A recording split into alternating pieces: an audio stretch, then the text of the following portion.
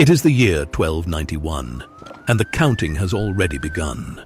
On the Mamluk side, they count the stones for the trebuchets, an inventory of destruction stacked higher than a house. On the Christian side, inside the doomed city of Acre, they count something far more precious: the number of days they have left to live. Both counts are about to reach 0. You think you know the story of Acre. You don't. This is the fortress that repelled Saladin himself, the jewel of the Crusader kingdom of Jerusalem, a city so wealthy and so mighty that it stood for 100 years while everything around it crumbled. And it fell in a matter of weeks, not to an army of legend, not to a heroic siege. It fell to mathematics, to engineering, and to a secret the Mamluks brought with them, a secret buried under the city walls that would rewrite the entire history of holy war. The famous chronicler Ludolf of Sukhum called Acre the flower, chief, and pride of all the cities of the East. Flowers, as it turns out, are easy to crush. The official version says the Christians lost because they were outnumbered, that the Muslim horde was simply too vast. But here's the crack in that story. Acre had survived far larger armies before. Saladin threw everything at these walls in 1191 and walked away defeated. So what changed? What did the Mamluks know that Saladin didn't? That's the question nobody in the textbooks wants to answer, because the truth is uncomfortable. The truth is that the fall of Acre wasn't a heroic last stand. It was a catastrophic failure of leadership, of logic, and of an entire civilization that had convinced itself it was invincible. We're about to dig through the rubble of that city to find out what really happened. And I promise you, the truth is buried under the mud, the filth, and the holy relics. Because here's the thing about Acre before the siege. It wasn't a military outpost. It was a city of merchants, a port where the entire Mediterranean came to trade. You'd hear a dozen languages on the docks: Frankish, Arabic, Greek, Italian, Armenian. Ships unloaded raw silk from the east, spices from beyond the known world, and grain from Egypt. The smell alone would hit you half a mile out to sea. Salt, tar, fish, and the unmistakable reek of a city with no proper sewage system. If you've ever been to a port town and felt that mix of languages, salt, and desperate ambition, multiply it by 1,000, and you're still not close to Acre. Inside the walls, the Crusader nobility lived in palaces with marble floors and running fountains. They wore silks instead of chainmail. They held tournaments, threw banquets, and conducted business with the very Muslims who wanted to kill them. That last part is the dirty secret of the Crusader states. The Kingdom of Jerusalem had survived for 2 centuries because it learned to trade with its enemies. The Holy War was good for business, but by 1291, the business had gone bad, and the man about to knock on the gates was not interested in trade. His name was Sultan al-Ashraf Khalil, and unlike Saladin, he didn't want Acre's wealth. He wanted it gone. Here's where the textbooks skip the part that actually matters. The siege of Acre wasn't a sudden act of religious fury. It was a calculated economic strike. Acre sat on the black gold of the medieval world. The spice routes, the grain lanes, the tax revenues that paid for entire armies. As long as Acre stood, Christian ships could dock in the Holy Land, and that meant the Mamluks could never fully control the eastern Mediterranean. This wasn't a crusade, it was a hostile takeover. The Mamluk army that marched on Acre in 1291 was not a mob of fanatics. It was a professional military machine, arguably the most efficient fighting force on earth at that moment. These were slave soldiers. The word Mamluk literally means owned, raised from boyhood to be warriors, trained in the saddle and in the engineering corps. And that's the detail the textbook version always scrubs clean. The army marching on Acre wasn't a mob of holy fanatics. It was a corporate liquidation squad, built from slave soldiers who knew nothing but war. If you're tired of the sanitized history class version and want the real story where crusades were business deals and soldiers were weapons, subscribe now. We're about to watch those walls come down. Drop the word owned in the comments if that hit you. Mamluk literally owned. Their entire existence belonged to the Sultan from the moment they were bought as boys. That's how you build a killing machine. They had no attachment to any land, no family loyalties to muddy their orders. They were, in the most literal sense, weapons in human form. And their commander had one objective: erase Acre from the map so completely that no Christian king would ever again dream of sailing east. As the army marched, it sent a message ahead. A letter to the defenders of Acre. The terms were simple: surrender, and you live. Resist, and when we take the city, and we will take the city, there will be no mercy for anyone inside. No knight, no monk, no child, no woman, none. The response from Acre's leadership, a council of nobles, bishops, and the grand masters of the military orders, was arrogant dismissal. They had seen Muslim armies before. They had watched Saladin's waves break against these walls like foam. Why should this be any different? So they sent back their answer. They refused. They mocked the Sultan. They even sealed the letter with ridicule, as if a few hundred years of pride could stop what was rolling toward them across the desert. Meanwhile, inside the city, the population of Acre was already fractured. The Italian merchants, the Genoese, and the Venetians argued with the Knights Templar. The Hospitallers resented the Teutonic Order. The King of Cyprus, who held the nominal title of King of Jerusalem, sent a small force, but pointedly stayed away himself. This is the part that should make any viewer of the age of medieval movies sit up. The defense of Acre was being coordinated by a council of rivals who trusted each other about as much as they trusted the Mamluks outside the gates. Hold on. Let me explain something about oaths in the Crusader states. An oath wasn't just a promise. It was a legal contract encoded in honor, thicker than blood, and twice as deadly when it broke. Every knight swore to defend the kingdom, but they also swore to their own order, their own merchant house, their own king. When those oaths conflicted, they chose their own. You've made a promise you instantly regretted. Now imagine that promise meant you had to stand on a crumbling wall while fire rained from the sky, and all your allies were waiting for you to fail. That was the command structure of Acre. They had one true military genius in the city, Guillaume de Beaujeu, the Grand Master of the Knights Templar. He was a veteran of years of desert warfare, and he absolutely knew what was coming. Before the Mamluk army even arrived, de Beaujeu stripped the city's fortifications, demolished buildings outside the walls, and ordered the outer defenses strengthened. He also sent a panicked series of letters to Europe. The knights wrote to the Pope, "Acre is doomed, unless help comes immediately." They wrote to the kings of England and France. They begged, they pleaded. Europe sent back nothing. A few hundred volunteer knights showed up from the west, but no king, no army, no fleet. The great crusading era had already collapsed politically. Acre was now the last beacon of Christendom in the Holy Land, and Christendom couldn't be bothered. That's the scale of the betrayal. The people of Acre weren't just abandoned by their allies outside the walls. They were abandoned by an entire civilization that had learned to find crusading too expensive and too risky. So when the Mamluk army appeared on the horizon, the defenders weren't just facing an enemy.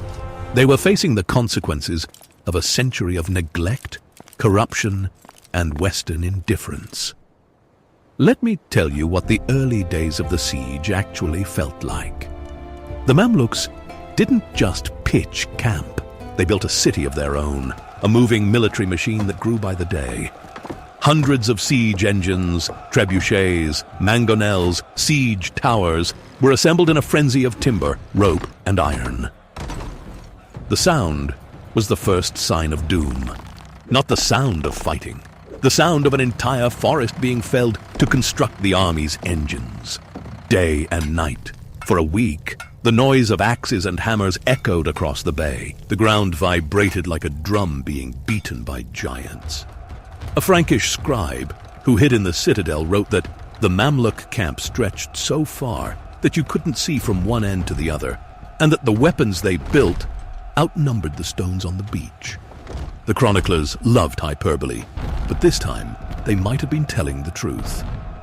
On the 5th day, the shelling began. Mamluk trebuchets, massive counterweight engines that could hurl massive boulders, started pounding the outer walls. The defenders had their own siege engines, but here's where the math went wrong. The Mamluk trebuchets had a longer range. They could sit outside the range of the Christian bows and lob stones over the walls in perfect arcs. Acre's walls had been built to stop an assault, not to withstand a corporate 5-day bombardment. The stones crashed into battlements and shattered houses inside the walls. From inside, you could smell the dust, taste it in the air, feel the ground shake with every impact, and hear the screams of the wounded echoing off the towers. And then, the Mamluks showed their second trick, the one that would break the city: mining, tunnels, digging beneath the walls. You can almost hear the picks now, echoing through the dark, inch by inch, while the defenders above can't do a thing to stop it.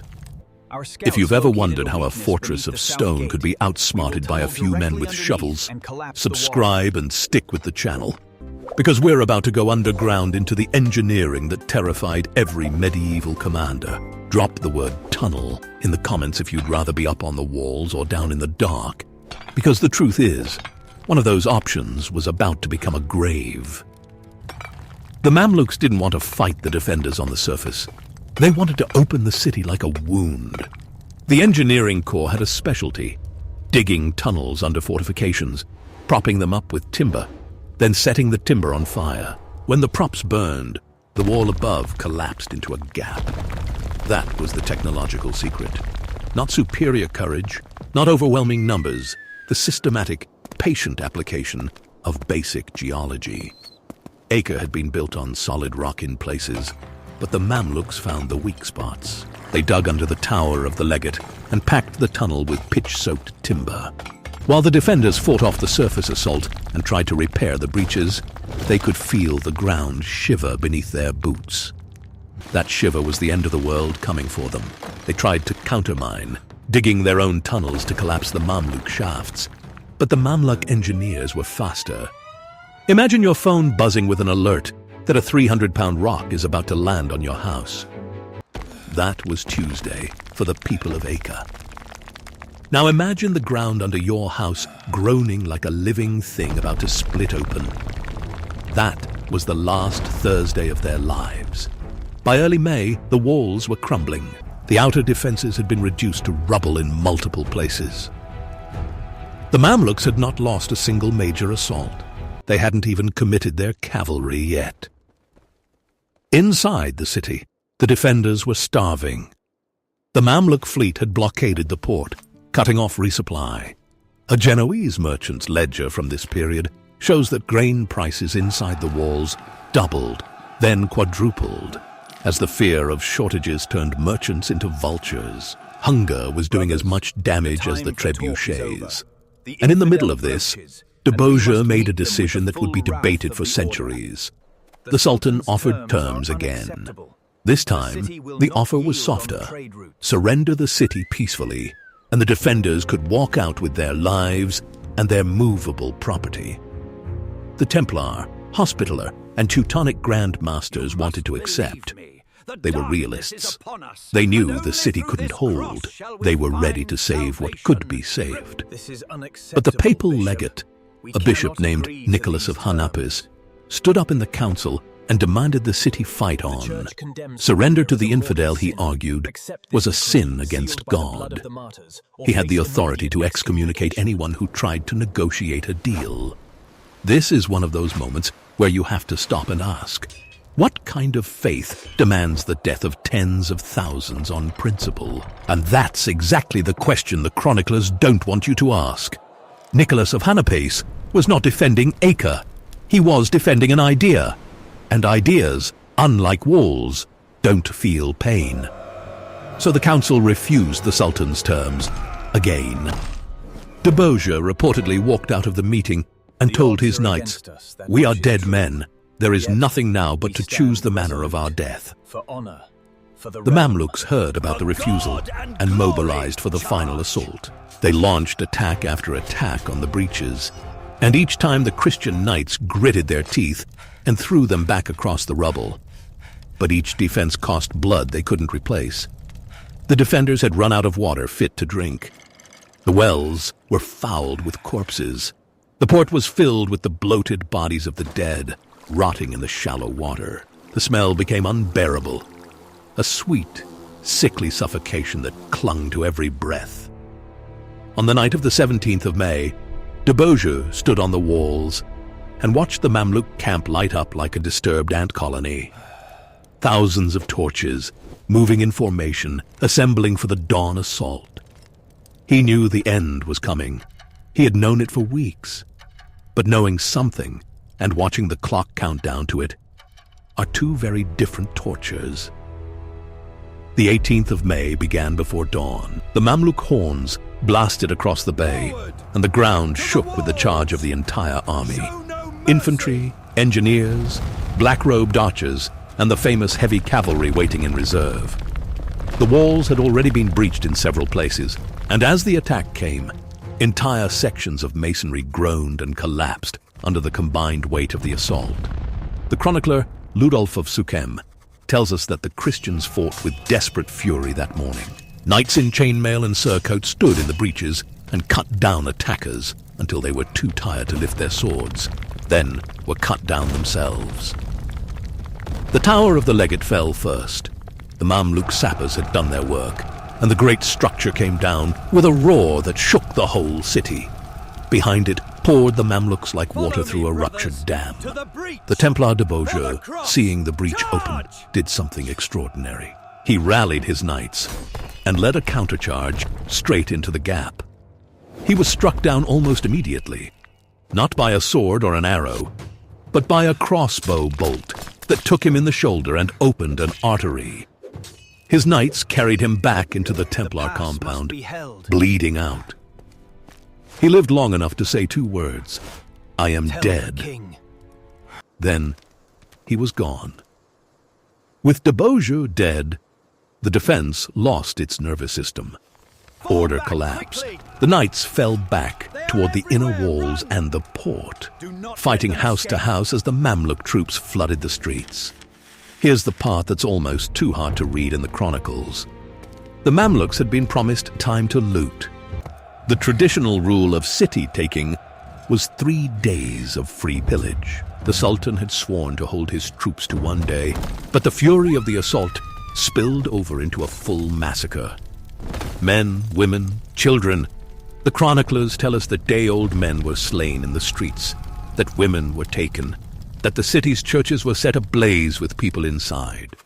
Ludolf of Suchem puts the number of the slain and captured at over 100,000, and more than 200,000 who managed to flee. Those numbers are probably inflated, medieval arithmetic, trying to convey a horror too big for accurate counting.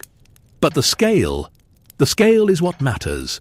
Acre was not just the last city, it was the Christian civilization of the Outremer. When it fell as a world.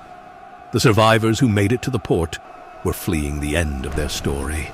Thousands crowded onto any ship that would take them, crammed so tight that the boats wobbled dangerously with the weight of desperation. Mothers threw crying children onto deck and watched husbands drown in the shallows. And while the slaughter continued in the streets, the Templars made their final stand. The Templar fortress at Acre was a massive structure on the western edge of the city, by the sea. Its walls were among the thickest in the Levant. When the outer city fell, hundreds of knights, women, children, and refugees fled into this stronghold. The Mamluks surrounded it. For days, they brought up their siege engines, hammered the walls with stones, and probed the defenses. On the 17th of May, the walls finally gave way, and the Mamluks poured in. But the Templars had one last trick. The fortress had a tower, and under that tower was a mine they had dug themselves. When the Mamluks flooded the courtyard, the Templars ignited the mine, collapsing the tower and burying both attacker and defender in a single giant grave. You felt that collapse in your gut, two armies vanishing into the earth together. That's the real history, and you're here for it. Subscribe now, because after the dust settles, the story isn't over. And in the comments, drop the phrase "buried together" if that image of one giant grave has completely rewritten your idea of chivalry. The dust cloud rose over Acre and drifted out to sea. When it cleared, the Templar fortress was gone, and with it, the last organized resistance in the Holy Land. But here's the detail that made me put down my coffee for 5 full minutes. The Grand Master of the Templars wasn't the only one who survived that collapse. When the dust settled, a handful of Templars crawled out of the rubble, alive, covered in the blood of their enemies and their brothers. They were captured and taken to the Sultan's camp. The Sultan offered them a choice: convert to Islam and live as Mamluk soldiers, or die. And the Chronicler tells us they stood in a row and refused. One by one they were executed, kneeling in the dirt where the greatest fortress in the world used to stand. When the last banner fell, there were no heroic last words, just silence and the smell of salt and iron. After the city fell, the Mamluks spent weeks erasing every trace of the Crusaders from the shore. They demolished Acre's walls, as they would every remaining Crusader fortification. They burned the churches or converted them. They slaughtered or enslaved the remaining population, shipping prisoners off to Cairo and Damascus.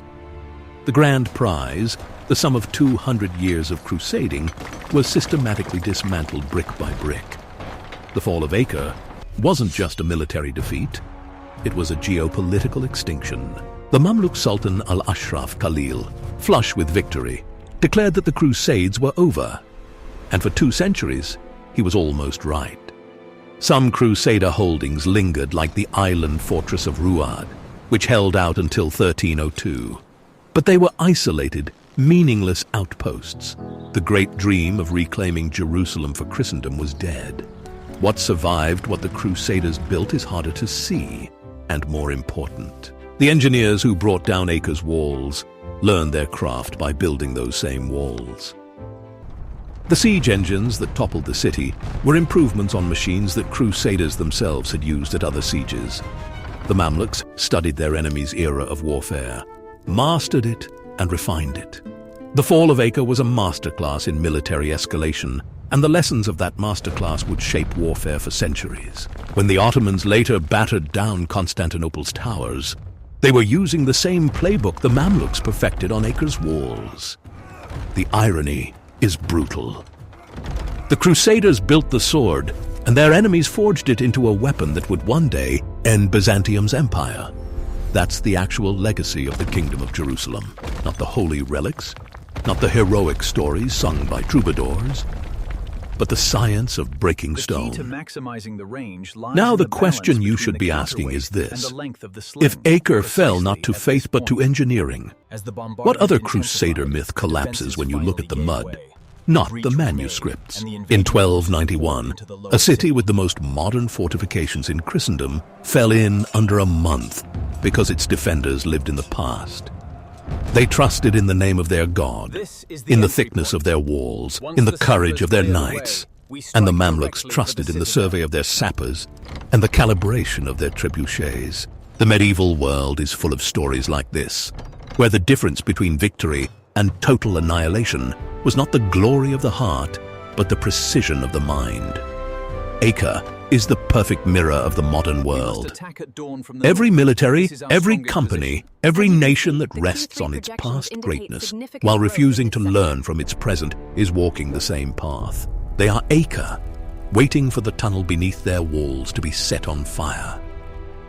You can feel the fear in the modern world and see the panic in the headlines. And the medieval lesson, the only one that matters at the end of the day, is that the ground beneath you is always moving, and the only thing you control is whether you're the sapper digging the tunnel or the knight standing on the wall above it. It's your choice. True students of the blade know the difference.